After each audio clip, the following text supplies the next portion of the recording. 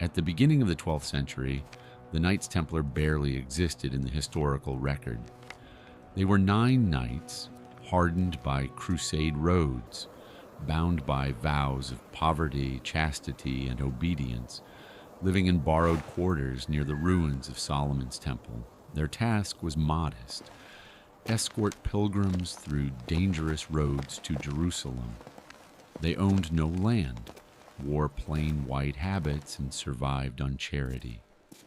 In a medieval world obsessed with bloodlines and wealth, they were nobodies.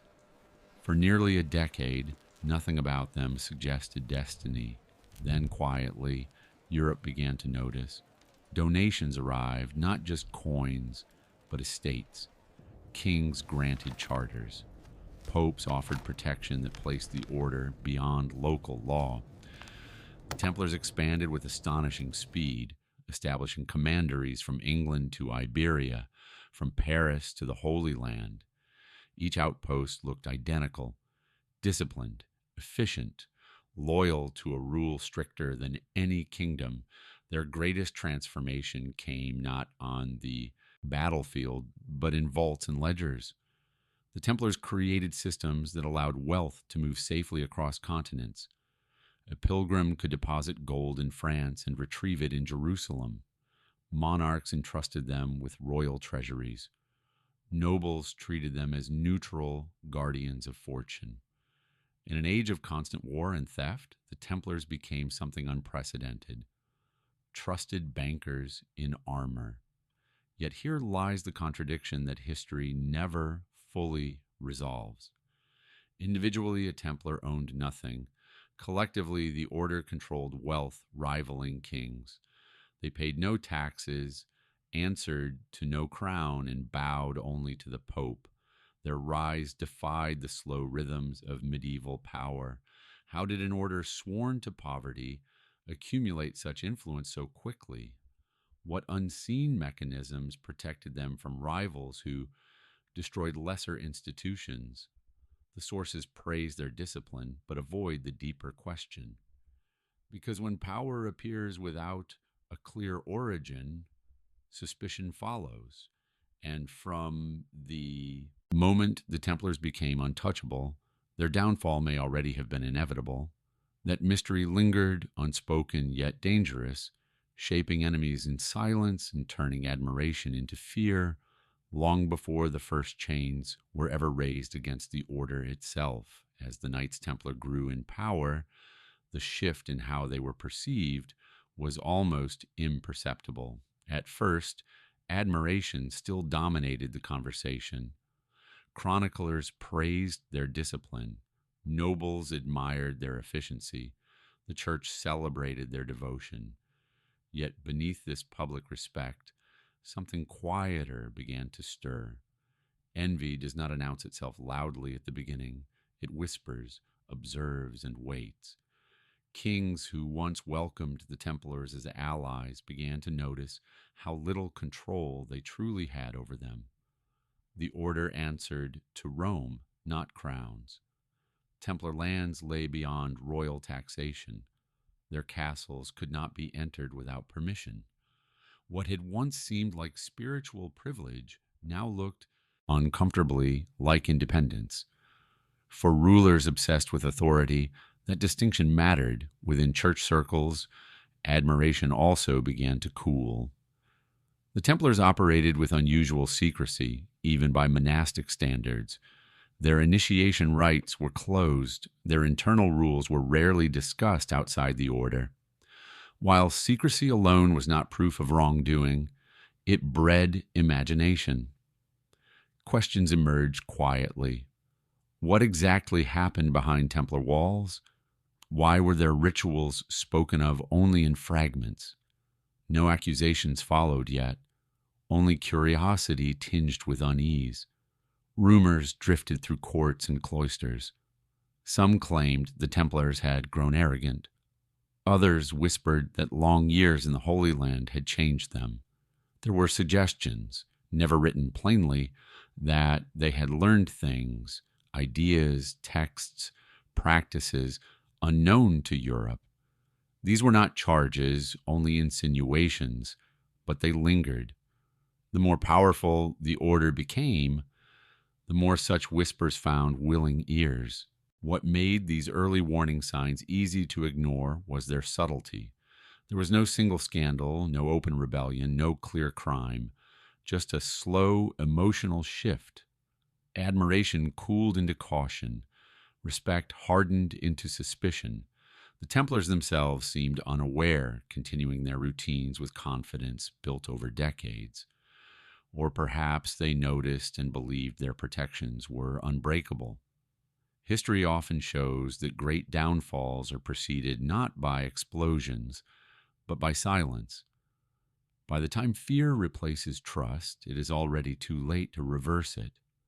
And long before chains were forged or trials announced, the Knights Templar had begun to occupy a dangerous place in the medieval imagination. Powerful, secretive, and increasingly misunderstood. That transformation mattered more than anyone realized at the time. Power is tolerated by kings only when it can be controlled. The Knights Templar represented a form of power that could not. By the late 13th century, European rulers were no longer simply aware of the order's influence. They were unsettled by it. The Templars owned land in nearly every kingdom, yet owed loyalty to none of them. Their fortresses stood on royal soil, but beyond royal reach. In a feudal world built on hierarchy, this was an anomaly with consequences. Nowhere was this tension sharper than in France. The French crown was perpetually short of money, locked in costly wars and political rivalries. Meanwhile, Templar treasuries remained stable, organized, and secure. Kings borrowed from them, relied on them, and increasingly resented them. Every loan was a reminder that the monarchy needed an institution it could not command.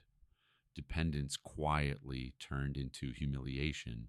Unlike rebellious nobles, the Templars did nothing openly threatening.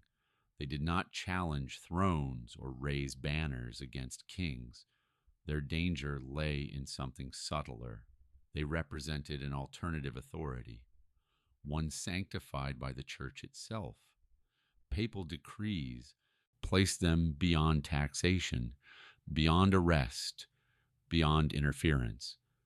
Even the most powerful ruler had to ask permission before touching them. For ambitious monarchs, that limitation was intolerable. France's King Philip understood this better than anyone. He ruled a centralized state and believed all power should flow toward the crown. The Templars stood in the way, not by force, but by existence. They proved that loyalty to God could outrank loyalty to kings. That idea alone was destabilizing. History often frames the Templars as victims of greed or corruption, but the deeper issue was sovereignty. What happens when an order grows wealthy, armed, independent, and spiritually protected? What happens when kings realize there is something within their borders they cannot command, intimidate, or punish? By the time that question began to trouble royal minds, the fate of the Knights Templar was no longer a matter of faith. It had become a matter of power. Just before dawn on October 13th, 1307, France was unnaturally quiet. In commanderies, castles, farms, and city houses, Knights Templar slept, unaware that their world was about to end. Then, almost simultaneously, doors were broken down. Royal soldiers poured in, armed with sealed orders. They themselves had not been allowed to read until the final moment. Across the kingdom, thousands of Templars were seized, disarmed, and chained before they could even understand the accusation. The shock was absolute. Never before had an entire military religious order been targeted in a single coordinated action. Word spread rapidly, carried by messengers and whispers. The Templars had fallen. Men who once answered only to the Pope were now prisoners of the crown. Some were dragged from chapels mid-prayer. Others were arrested while managing estates or guarding treasuries. Resistance was rare, not because they were weak, but because the attack was so unexpected it felt unreal. What makes these arrests extraordinary is not just their scale, but their precision. Medieval governments were slow, fragmented, and plagued by leaks. Yet this operation succeeded flawlessly. No warnings reached the order. No fortresses were evacuated. No leaders escaped. For that to happen, secrecy had to be absolute and planning meticulous. This was not a reaction. It was an execution of a plan, years in the making. To the public, the arrests appeared sudden, even righteous. To those who understood medieval power, they were terrifying. If the Templars could be taken overnight, anyone could. The illusion of their invincibility shattered in hours, and as the sun rose over France, it became clear that this was not merely an arrest. It was the opening move of something far darker, something designed not to investigate the order, but to erase it completely. 2.2 charges too horrific to believe. The accusations announced against the Knights Templar were as shocking as the arrests themselves. Heresy, idol worship, denial of Christ, spitting on the cross, secret rituals performed in darkness. To medieval ears, these were not minor crimes. They were spiritual annihilation. Once spoken aloud, they poisoned reputation beyond repair. What made the charges effective was not their credibility, but their emotional power. They struck at the deepest fears of Christian society.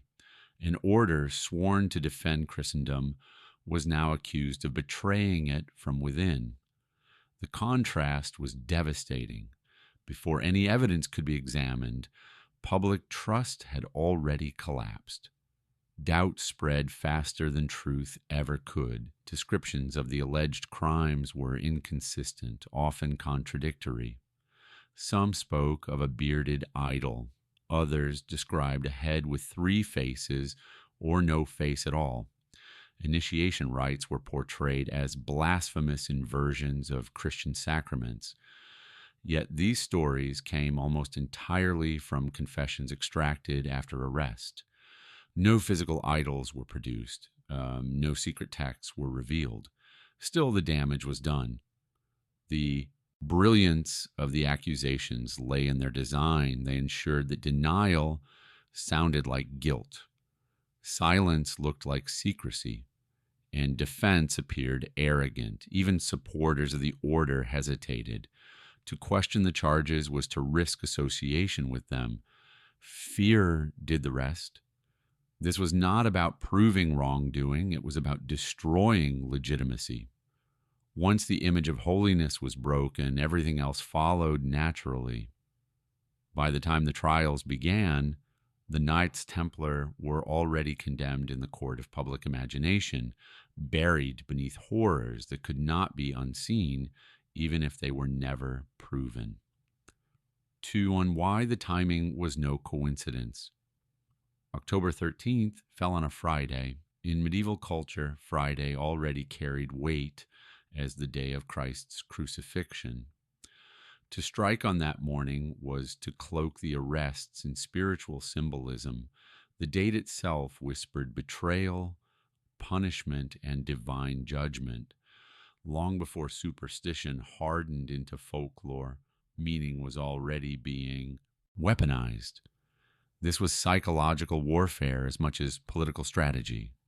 The shock of the arrests, paired with the symbolism of the day, framed the narrative instantly. The Templars were not victims of royal power.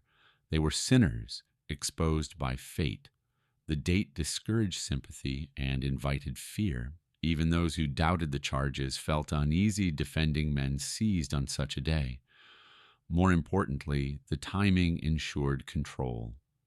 By acting without warning and choosing a moment heavy with meaning, the crown dictated how the story would be understood. The order never had a chance to speak first. Their silence was interpreted for them. Their fall was ritualized before it was explained. History often asks whether Friday the 13th was cursed because of the Templars, or whether the Templars were destroyed because the day made their destruction feel inevitable. Either way, the result was the same. From the very first hour, the narrative was no longer theirs. And once that happens, the truth rarely survives. The question that remains is unsettling. Who decided how this story would be told before anyone else could speak at all? Once the Knights Templar were imprisoned, the machinery of medieval justice began to turn, and it turned with brutal efficiency. Officially, the Church forbade torture except under strict conditions.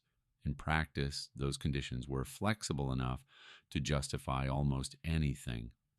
Heresy cases occupied a special category, one where saving the soul was considered more important than preserving the body. Pain, it was argued, could reveal truth that silence concealed. The methods used against the Templars were neither subtle nor rare. Prisoners were stretched on racks until joints tore. They were suspended by their wrists for hours, sometimes days. Feet were burned. Food and sleep were denied. The goal was not investigation in any modern sense, but submission. A confession was the finish line, regardless of how it was reached. Medieval law placed enormous weight on spoken guilt. Once a man confessed, even under torture, his words took on legal reality. Retraction was technically allowed, but only if made immediately and convincingly, often in front of the same authorities who had overseen the pain. Few dared. Those who did were often returned to the instruments that had broken them once already. This system created an illusion of certainty. Written records filled with signed confessions gave the appearance of overwhelming evidence, yet beneath the parchment lay screams, fear, and desperation. The same accusations repeated not because they were true, but because interrogators asked the same questions, using the same threats, until they heard the answers they expected. Every confession extracted under torture poisons what follows it. Once pain becomes the language of the court, truth loses its voice. In the Templar trials, this transformation happened quickly. What began as allegations hardened into facts simply because enough broken men repeated them. And from that moment on, doubt itself became dangerous. Faced with endless suffering, many Templars confessed, not because they believed the accusations, but because pain has a way of narrowing reality to a single goal: make it stop. Men who had survived crusades, sieges, and battlefields found themselves undone in cold cells by forces they could neither fight nor flee. Some admitted to crimes they barely understood. Others repeated phrases suggested to them by interrogators, learning quickly which words ended the session and which prolonged it. These confessions were often vague, confused, and inconsistent, but consistency was never the point.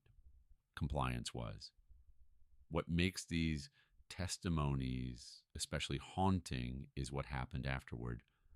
When torture ceased, many Templars withdrew their confessions. They stood before church officials and declared that their earlier words were lies spoken under unbearable pain.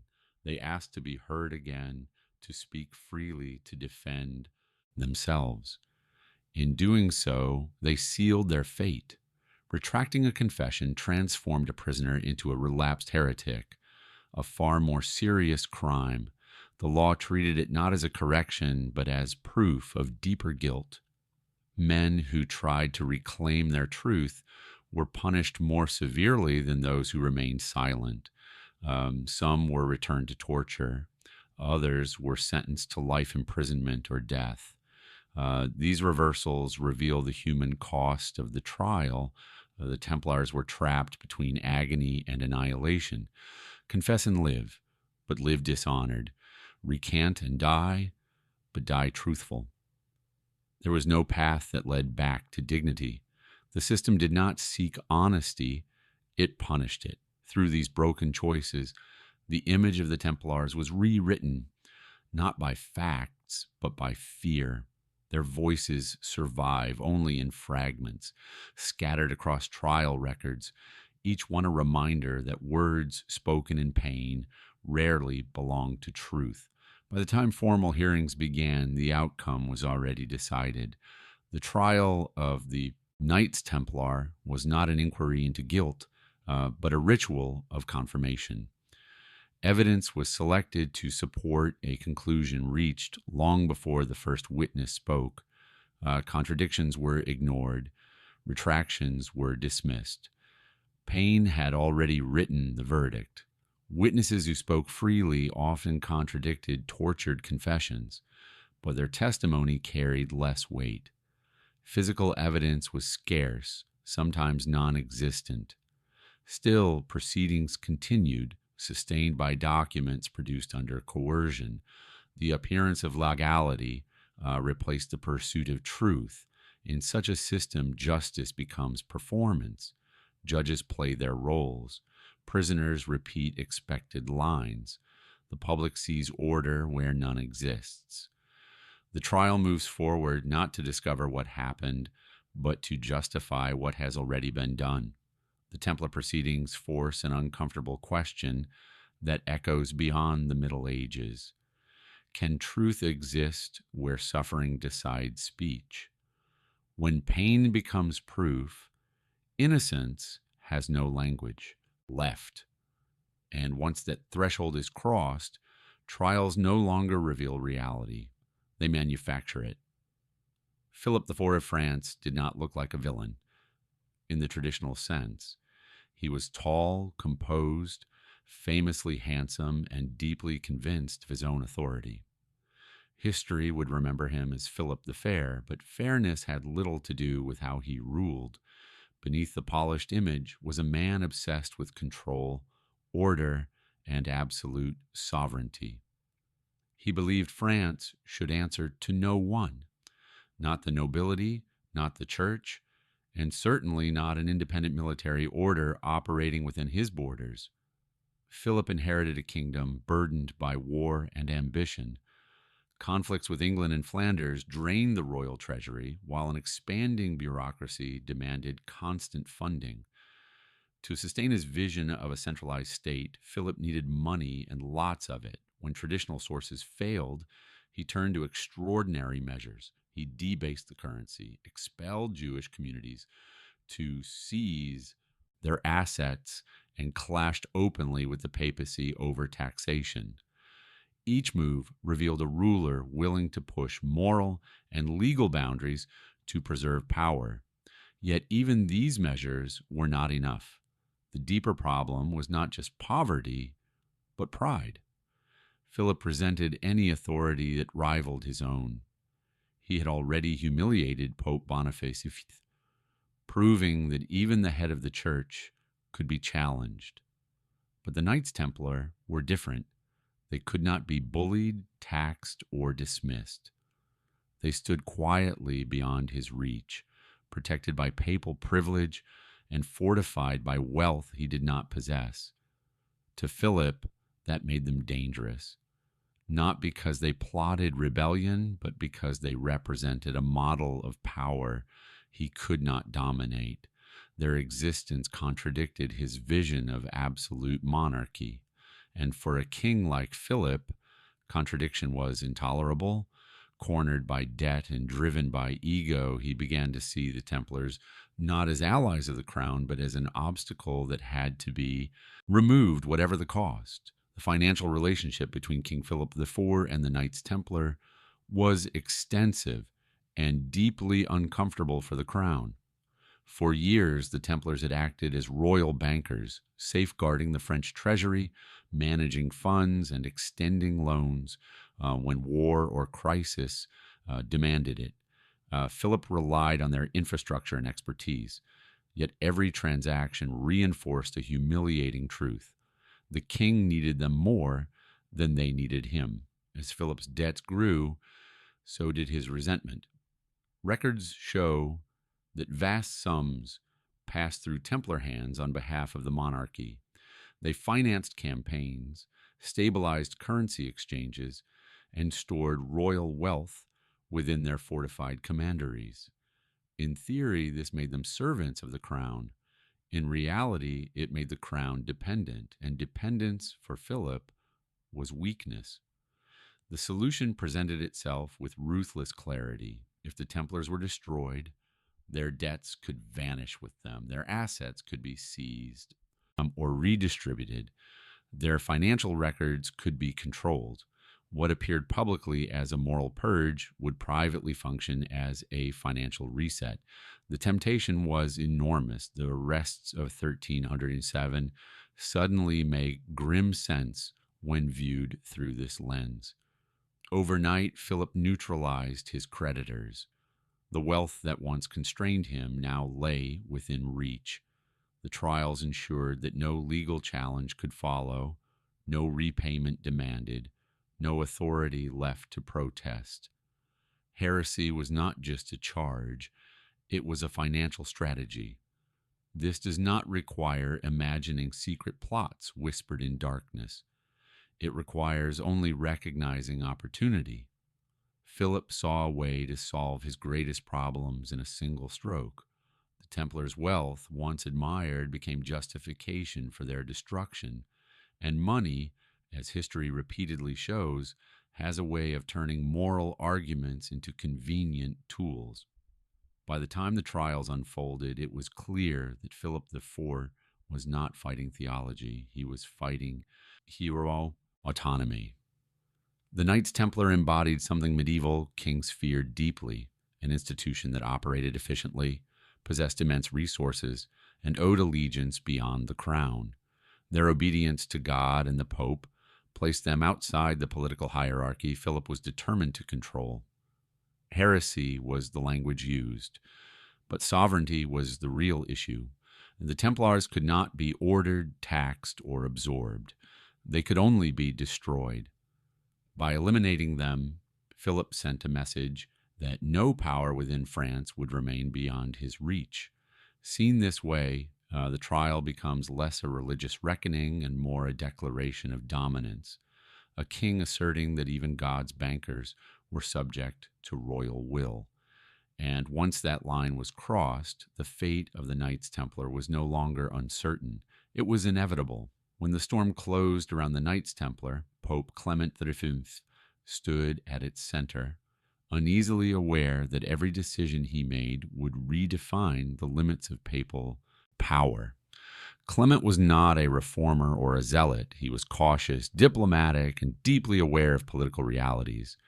He elected in 1305 after intense pressure from the French crown. He owed his position in part to King Philip IV. That debt shaped everything that followed. Clement inherited a church weakened by internal divisions and recent humiliation. His predecessor, Boniface VIII, had died shortly after being seized by Philip's agents, a moment that sent a clear warning to Rome. Clement understood that open confrontation with France could fracture the church further or worse. From the beginning of the Templar crisis, he attempted delay, investigation, and compromise, hoping time might soften the conflict. Privately, Clement was unconvinced by the charges. He questioned the legality of Philip's actions and objected to the use of torture without papal authorization. He insisted that the Templars were subject to the church alone, not secular courts. For a moment, it appeared the Pope might intervene decisively. But Clement was isolated. France controlled the territory where he resided. French cardinals dominated the Curia. Every move risked retaliation. Philip demanded condemnation, not inquiry. The Pope found himself trapped between his role as spiritual guardian and the reality of royal power pressing in from all sides. Rather than confront the king directly, Clement hesitated. He called for counsels, issued cautious statements, and allowed proceedings to continue while reserving final judgment for himself. This hesitation proved fatal. By attempting to balance throne and altar, Clement surrendered control of events. The trial moved forward without him, shaped by fear rather than faith. And as weeks turned into years, the Pope, who might have saved the Templars, became the man history remembers for stepping aside when authority mattered most. In 1308, while the public trial of the Knights Templar unfolded, a very different story was taking place behind closed doors. At Chinon, a small group of high-ranking Templars were questioned directly by papal envoys acting on Clement Fon's authority. The tone was notably different. There was no spectacle, no royal officials, no public theater, and most importantly, there was absolution.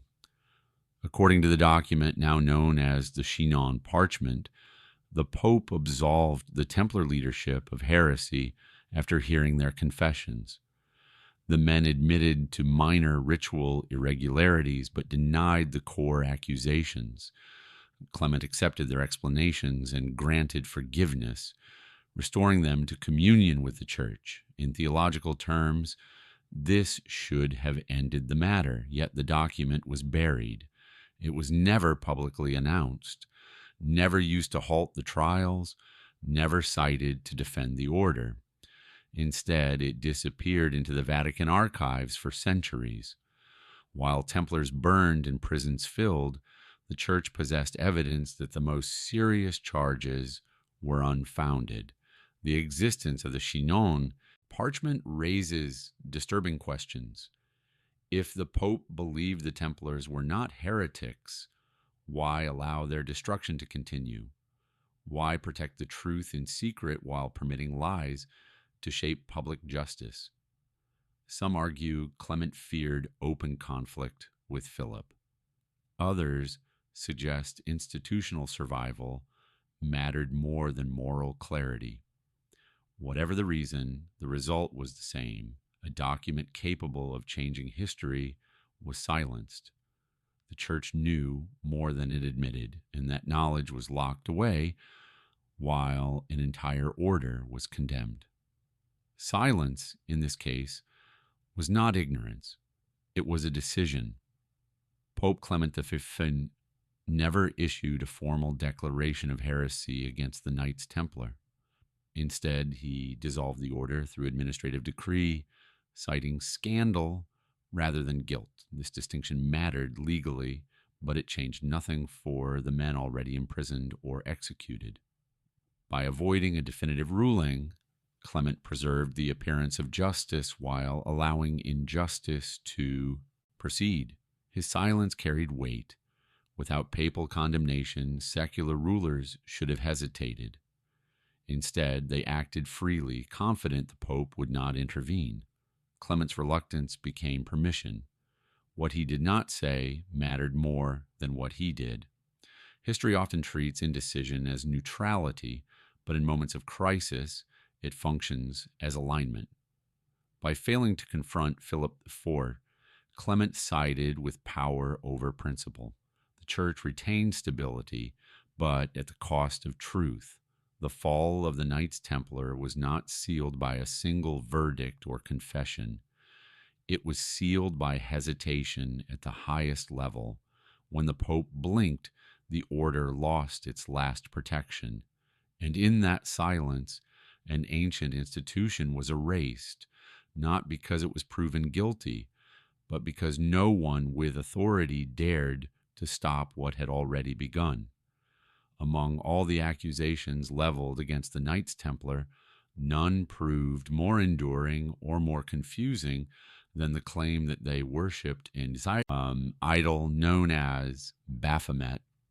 The name itself appeared suddenly in trial records, unfamiliar to theologians and absent from earlier church writings. It carried an exotic, almost sinister tone, perfectly suited to shock a fearful public. Yet when investigators tried to define it, the story immediately began to unravel. Descriptions of Baphomet contradicted one another at every turn. Some Templars, under interrogation, spoke of a bearded head. Others described a skull, a cat, a carved figure, or a face with 3 features. A few claimed it had no face at all. Materials varied wildly from wood to metal to stone. Size, shape, and purpose shifted with each testimony. There was no consistency, no shared image, no clear tradition that could plausibly belong to a structured order. These contradictions should have raised alarms. Medieval heretical cults, when they existed, followed recognizable patterns. Symbols were repeated, beliefs were transmitted clearly. Yet Baphomet existed only in fragments, stitched together from confessions extracted under extreme pressure. The more pain applied, the more elaborate the descriptions became. Scholars later proposed explanations that had nothing to do with demon worship. Some suggested linguistic corruption, arguing that Baphomet was a mishearing of Muhammad, reflecting medieval misunderstandings of Islam after centuries in the Holy Land. Others saw it as a code word, stripped of context by interrogators unfamiliar with the order's internal language. What matters most is not what Baphomet was, but how it functioned. The accusation transformed complex men into monsters. It reduced a disciplined military order into a secret cult.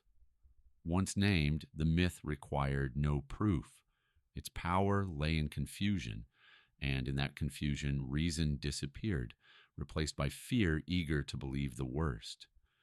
Initiation rituals were another pillar of the Templar accusations, yet like Baphomet, they collapse under scrutiny.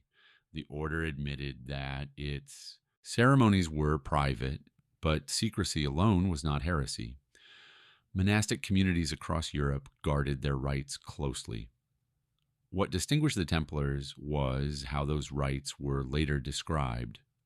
Under torture, initiates allegedly confessed to being told to deny Christ, spit on the cross, or engage in humiliating acts. Yet accounts varied dramatically. Some described symbolic gestures. Others spoke of commands never enforced. A few insisted the acts were tests of obedience, not belief, and many denied the charges entirely once free from pain. One plausible explanation lies in misunderstanding. The Templars operated in war zones where outward conformity could mean survival. Some scholars argue that initiations may have included instructions on how to behave if captured by enemies, prioritizing survival over martyrdom. When stripped of context, such guidance could be twisted into blasphemy. Another possibility is deliberate distortion. Interrogators often guided confessions, suggesting answers and rewarding compliance. Over time, a narrative emerged not because it was shared by the accused, but because it was demanded by the questioners. Each confession reinforced the next. Rituals became crimes not because they were understood, but because they were useful. In the absence of clear evidence, imagination filled the gaps. And once imagination hardens into accusation, truth becomes irrelevant. Despite years of investigation, no physical proof of Templar heresy was ever produced. No idols were displayed, no forbidden texts emerged, no secret temples were uncovered. Everything rested on words spoken under suffering. This absence is telling. Institutions leave traces, beliefs leave artifacts. The Templars left none, and yet they were condemned anyway. History is left with an unsettling question. How can a crime survive without evidence? Perhaps because belief, once weaponized, needs none. When the Knights Templar first arrived in Jerusalem, they were granted quarters atop one of the most contested and sacred locations on earth, the Temple Mount. Officially, they were housed in the former Al-Aqsa Mosque, which medieval Christians believed stood on the ruins of Solomon's temple.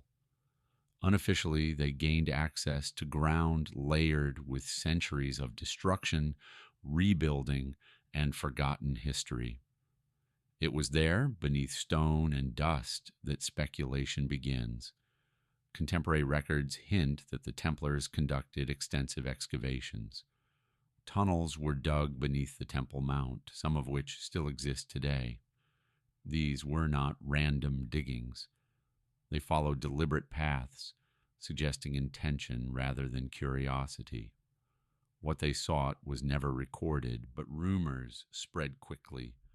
Whispers of ancient relics, lost texts, and sacred objects circulated among pilgrims and chroniclers alike. The timing matters. Jerusalem was a crossroads of civilizations, conquered repeatedly, each layer burying the last. Jewish, Roman, Byzantine, and Islamic histories overlapped beneath the Templars' feet. If anything survived intact from earlier eras, it would have been there.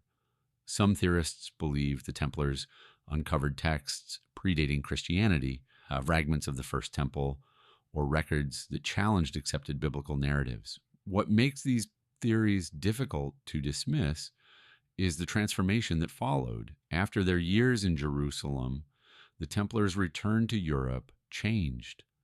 They expanded rapidly, adopted sophisticated architectural designs, and displayed a confidence that suggested more than military success.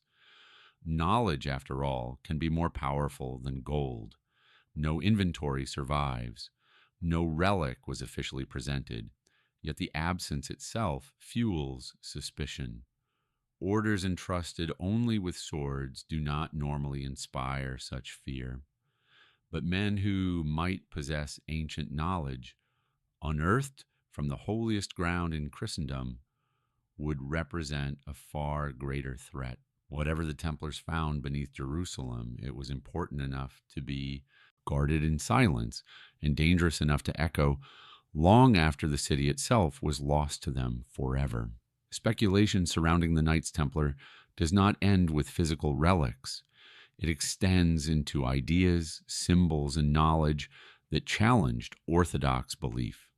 Some researchers argue that during their time in the Holy Land, the Templars encountered alternative Christian traditions preserved by Eastern sects. These traditions emphasized direct spiritual knowledge rather than institutional authority, a concept deeply unsettling to the medieval church. Legends speak of lost gospels, texts excluded from the biblical canon, containing interpretations of Christ that differed from Rome's teachings. While no such documents can be conclusively linked to the Templars, their sudden embrace of complex symbolism suggests exposure to unfamiliar intellectual currents. Sacred geometry appeared in their churches, encoded into floor plans and proportions. Architecture became theology written in stone. Others point further back, suggesting the Templars encountered pre-Christian wisdom. Ancient philosophies from Egypt, Greece, and the Near East had once converged in Jerusalem. Knowledge does not disappear easily. It hides, adapts, and waits.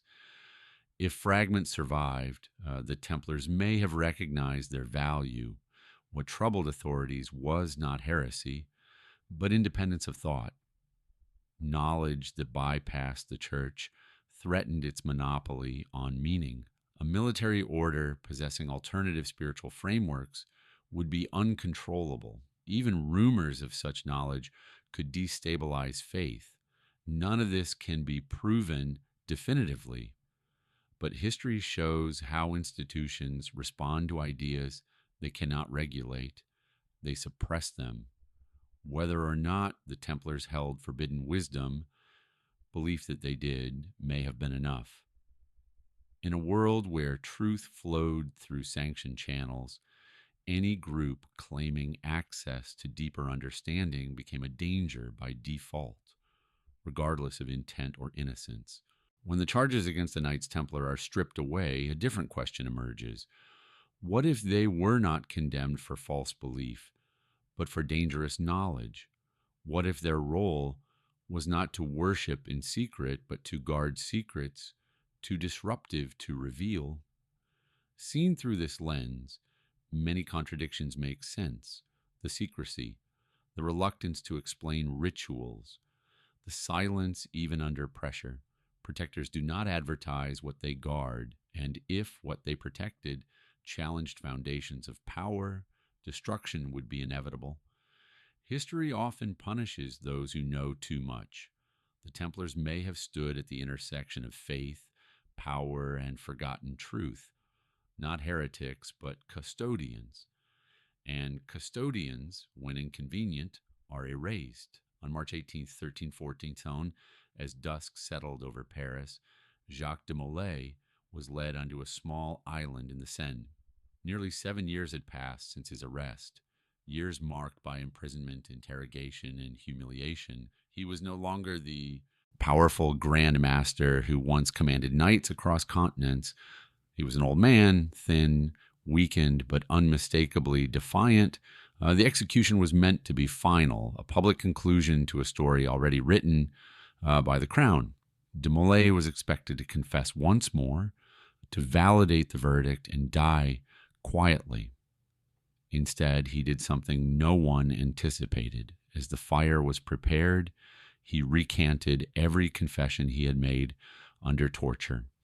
He declared the order innocent. He proclaimed that the charges were lies and that injustice had triumphed over truth. The moment shattered the carefully constructed narrative. A condemned heretic was not supposed to speak with clarity or conviction. Witnesses described the crowd falling silent. Church officials froze. By retracting his confession at the last possible moment, de Molay transformed his execution into an accusation. Then came the words that would echo through history. According to chroniclers, de Molay called upon God to judge those that were responsible for the order's destruction. He summoned Pope Clement IV and King Philip IV to face divine justice before the year was out. Whether spoken exactly as recorded or shaped by later retellings, the message was clear. The trial had not ended the story. It had only begun its reckoning. As flames rose, de Molay reportedly faced the Cathedral of Notre Dame and prayed, calm and resolute. His death was intended to erase the Knights Templar forever. Instead, it created a legend. The image of a wronged man condemning his judges from the fire proved impossible to extinguish. In that moment, the power of the crown and the church collided with something older and more unsettling, the idea that injustice carries consequences beyond human courts. What followed Jacques de Molay's execution would ensure his final words were never forgotten. Within weeks, Pope Clement V fell gravely ill. He died in April of 1314, barely a month after the execution. His death was sudden, unexpected, and deeply unsettling to contemporaries already uneasy about the trial's legitimacy. The Pope who had hesitated, delayed, and ultimately dissolved the order was gone. Later that same year, King Philip IV suffered a stroke while hunting. He died in November, not yet 50 years old. Like Clement, his death came swiftly and without warning. Within a single year, both men named in de Molay's final accusation were dead. To a medieval audience steeped in symbolism and divine causality, the implications were impossible to ignore. Rumors spread rapidly. Chroniclers whispered of a curse fulfilled. The coincidence was too precise, too perfectly timed. Fear crept into royal courts and monasteries alike. Even skeptics struggled to explain the sequence away. Kings died, popes died, but rarely in such a pattern, so soon after being publicly condemned by a dying man. Philip's lineage also seemed to unravel. His sons would rule briefly and die young, leaving the Capetian dynasty extinguished. Within a generation, whether coincidence or chance, the narrative hardened. The destruction of the Templars appeared to carry a price. History records facts, but people remember patterns, and in this case, the pattern was haunting. Those who orchestrated the fall of the Knights Templar did not live long enough to enjoy their victory. That reality fed the legend, ensuring that de Molay's words survived long after the flames had faded. Modern historians often dismiss curses as superstition, products of medieval imagination imposed on random events. Yet, even stripped of mysticism, the timing remains extraordinary. Two of the most powerful men in Europe died within months of one another, shortly after overseeing one of the era's most controversial trials. Whether curse or coincidence, the effect was real. The story lingered, unsettling generations that followed. It suggested that injustice leaves a mark, even if that mark is psychological rather than supernatural. The deaths reinforced doubts about the trial's morality and legitimacy, perhaps. The true power of the curse lies not in divine punishment, but in memory. It refuses closure. It keeps the question alive. And it asks us, centuries later, whether some warnings are ignored not because they are false, but because they're inconvenient. In the weeks leading up to October 13th, 1307, something unusual appears in scattered records along the French coast. Templar ports showed signs of sudden activity. Ships were provisioned. Cargo was moved. Then quietly, fleets vanished. When royal agents arrived to seize Templar property, entire harbors were empty. Whatever had been there was already gone. The Knights Templar maintained one of the most advanced logistical networks of the medieval world, including access to ships capable of transporting men, treasure, and documents across the Mediterranean and Atlantic coasts. Yet after the arrests began, no comprehensive inventory of their naval assets could be produced. The ships were simply missing. This disappearance raises uncomfortable questions. The arrests were meant to be secret until the final moment, but secrecy is rarely perfect. It is possible that warnings reached key figures within the order. If so, evacuating assets by sea would have been the fastest and safest response. Gold, relics, records, and people could vanish beyond reach before soldiers arrived. No official destination was ever recorded. Some ships may have sailed south toward Iberia. Others may have gone north, beyond France's immediate influence. The lack of evidence does not mean the fleets never existed. It means whatever they carried was never recovered. What makes the story compelling is not certainty, but plausibility. An order known for preparation and discipline would not face annihilation without attempting survival. The empty ports suggest that at least part of the order anticipated what was coming, and if ships escaped, then so did choices.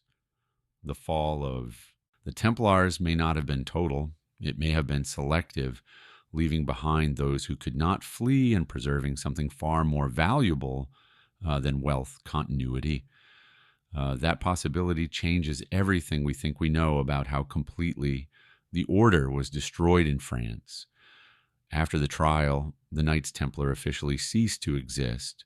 In practice, their disappearance was uneven. In some regions, persecution was mild or symbolic. In others, it was non-existent. Scotland, excommunicated at the time due to its conflict with England, offered a legal gray zone where papal orders held little authority. Templars there were largely ignored.